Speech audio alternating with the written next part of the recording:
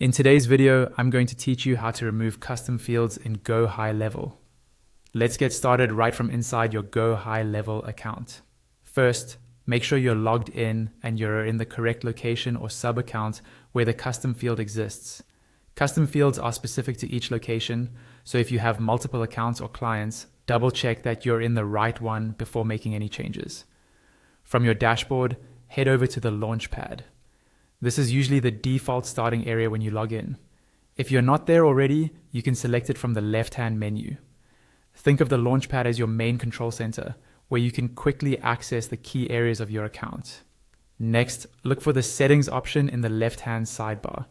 It's typically towards the bottom of the menu. Go ahead and click on Settings.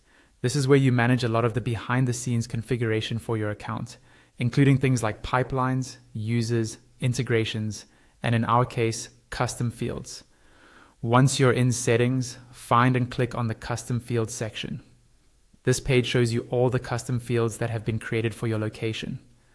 Custom fields might be used in forms, pipelines, contact records, or other parts of your workflows, so it's always a good idea to know exactly which one you're about to remove. On the Custom Fields page, you have two ways to locate the field you want to delete. You can either scroll through the list manually, or you can use the search bar at the top to type in the name of the custom field. If you remember even part of the name, typing it in will help narrow things down quickly, especially if you have a long list of fields. Once you've found the custom field you want to remove, click on it to select it. This tells GoHighLevel which specific field you plan to take action on.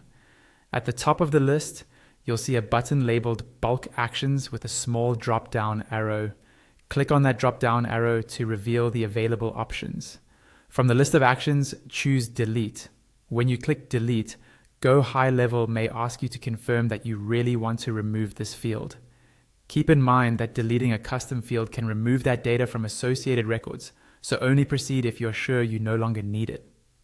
Once confirmed, the custom field